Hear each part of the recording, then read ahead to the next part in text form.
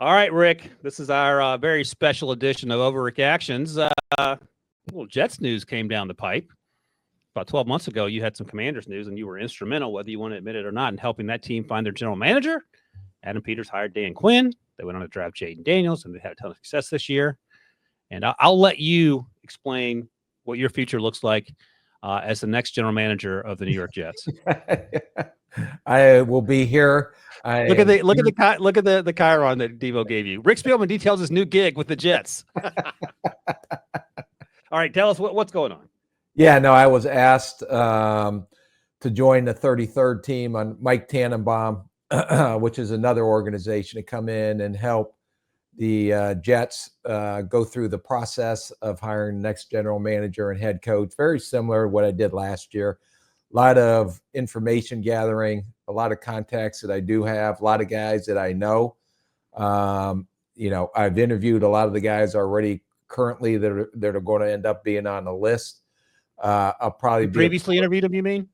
Yes, I either previously interviewed them last year or through the summer. I also work as one of the side gigs, talking to some of these up and coming general managers and head coaches. Just agents will reach out and ask me to spend an hour and a half with their clients, just so, one, I get to know them, and two, try to give them some feedback on how they interview. Plus, it keeps me in the loop, on all these new candidates coming in. And then you remember last May, I also had the privilege of working with the league office in their accelerator program. Got to meet 20 coaches that some are ready, some aren't ready to be head coaches in the league, but just ways to continue in this accelerator program to educate the next upcoming head coaches over the next, maybe not this year or next year, but down the road, they should be future head coaches, and got an opportunity to know a lot of those guys. So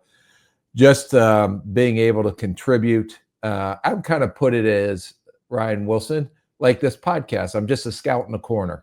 I will give my opinion. I will help with the interviews. I will talk to a lot of sources out there, collect a lot of information, give the information, and then let the owner of the Jets and the organization make the final decisions on who their next head coach and general manager will be.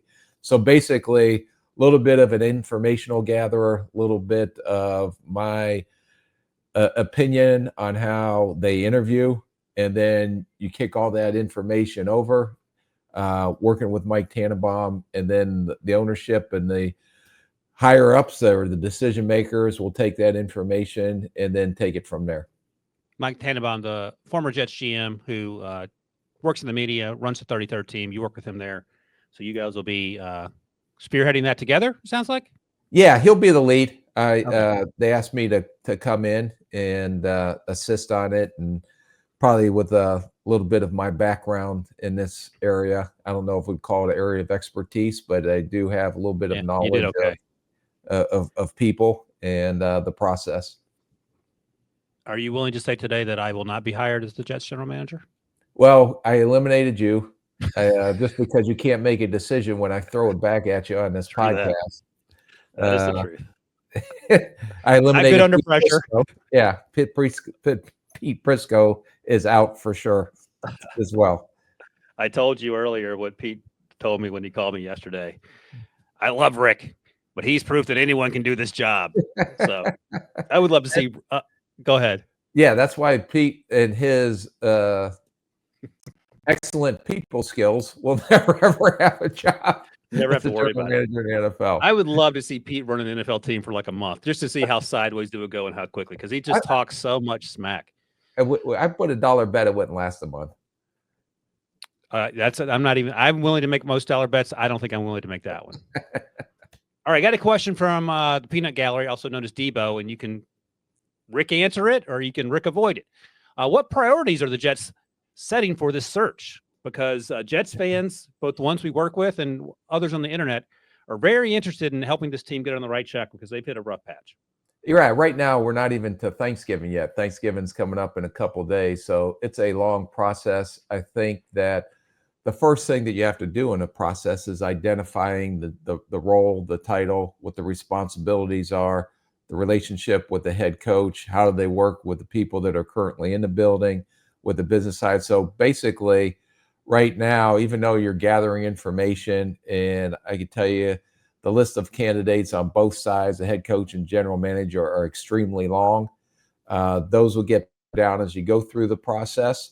But I think that as we sit there, and we actually had a meeting yesterday in New York, and just talked about listening to what they want. What are the characteristics they want in a general manager? What are the characteristics they want in a head coach? And they will define what that is as we go through this process.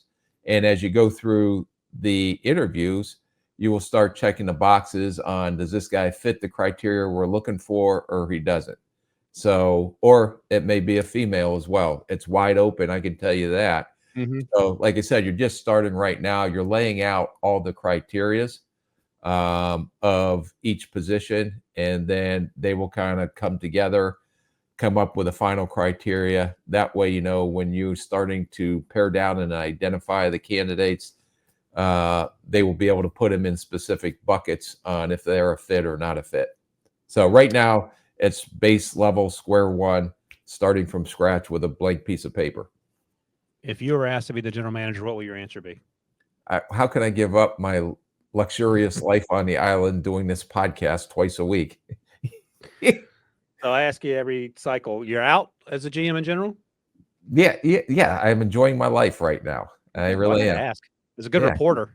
Yeah, that's what you are. You're a reporter. That's right. Yeah. Ryan, let's play the game. How much money would it take to lure him out?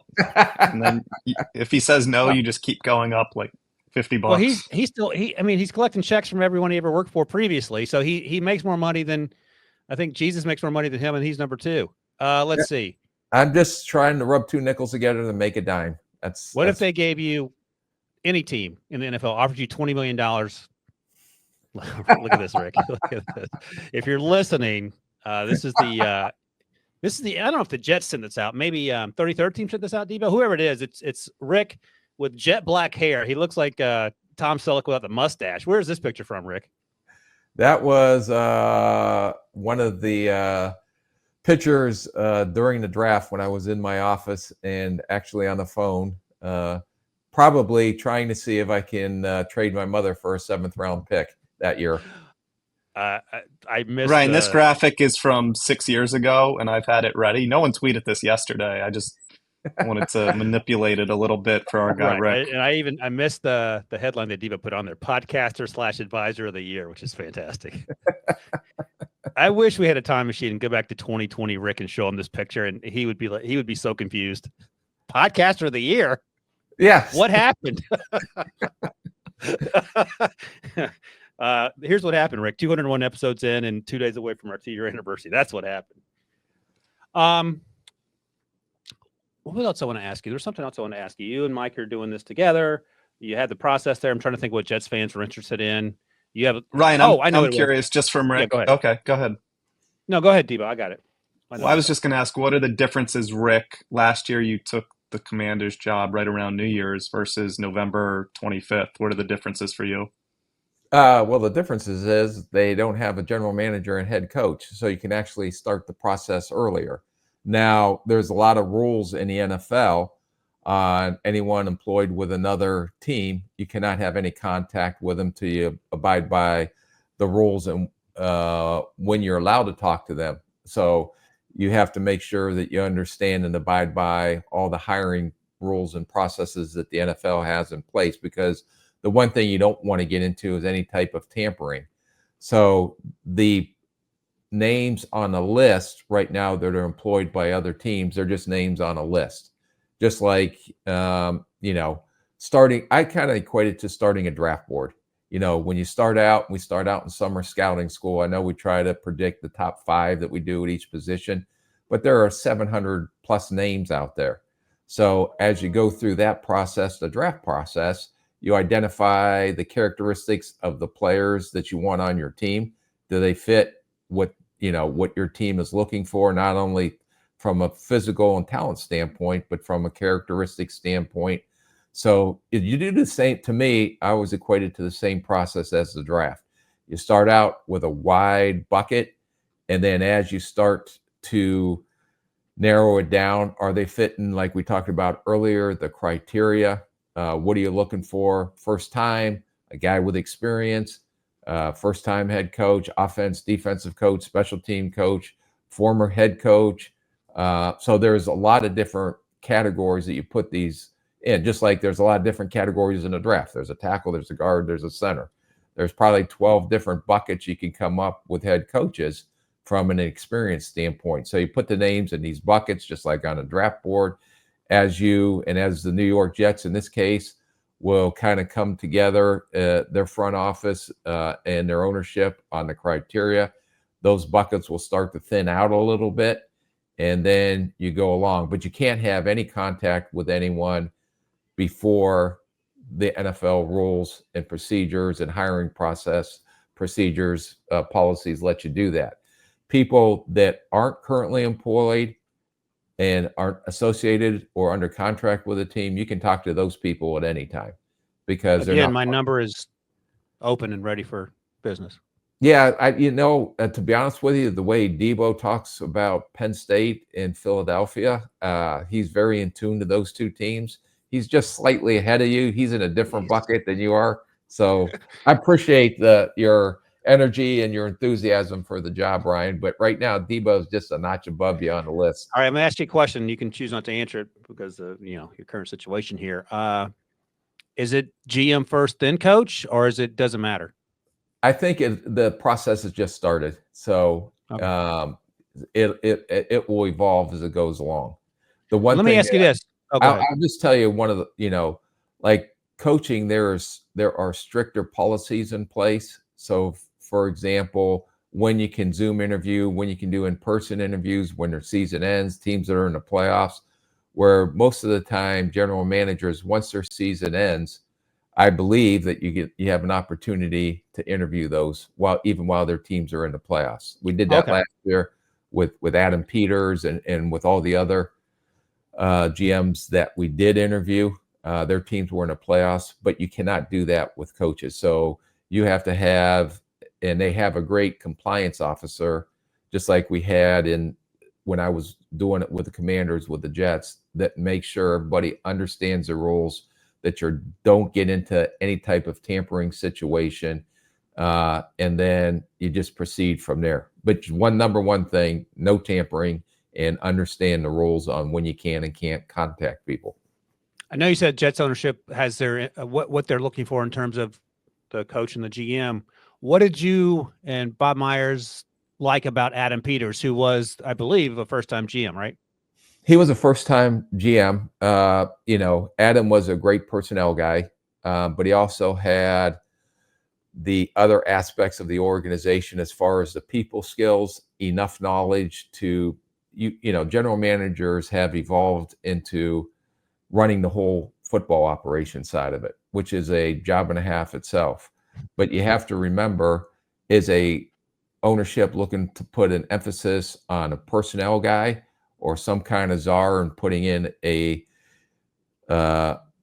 assistant general manager or vice president of player personnel to run so there's a lot of different ways that they're structured. So I think the Jets are going through that process right now on how they want to have it structured.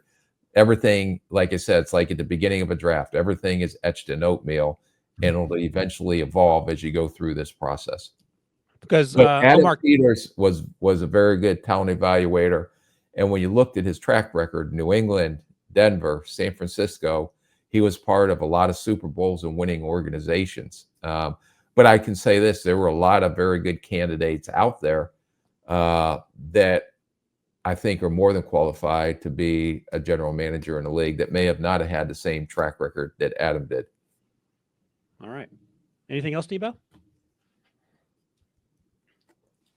No, congratulations, Rick. You want to? Did you wear your With the First Pick T-shirt like I told you to when you went to the interview? No, I'm just a scout in the corner. That's all I'm doing, just a consultant. Free pub. I'll just give the floor to Rick to provide an official disclaimer, Ryan. Yeah, perfect. I don't know if he has a script written out. Do you want to use my script from last year? Yeah, just change the name. So But any opinion I give on a player, on the draft, on free agency is my own opinion. It is not affiliated at all with the New York Jets. And I will never put myself or the New York Jets in a compromising position on giving any type of detail or information on what's going on with the consulting work that I'm doing. Yeah, it's funny that you have to say that. I don't say this lightly or to make you feel uncomfortable. I don't know anyone with more integrity than you, so it is funny that you have to say that out loud. But anyway, you said it. Debo can check that box and send it to legal, and he's now off the hook. So we'll make it in trouble. Figure out that I've got some integrity, or else probably I wouldn't be doing this podcast. Rick, you will not be in the draft room in April. I don't know. Hopefully, we'll be in. Me and Ryan will be doing the draft show again, but who knows? We'll be doing the draft show. We might have some good news on that front as I continue to push Debo to make things happen. The other thing that I'll point out in terms of you not having any inkling of what these teams are doing behind the scenes other than the job you're tasked with, you consistently had Drake May going to the Commanders last year in our conversations in the mock draft, second overall. So unless that was an elaborate smokescreen, and you fell in love with Drake at the pro days as you recall, last year, once the general manager and head coach are in place, right, I'm done. I'm out. Yeah. I don't make any decisions or have any influence on what the new general manager or head coach does going beyond that.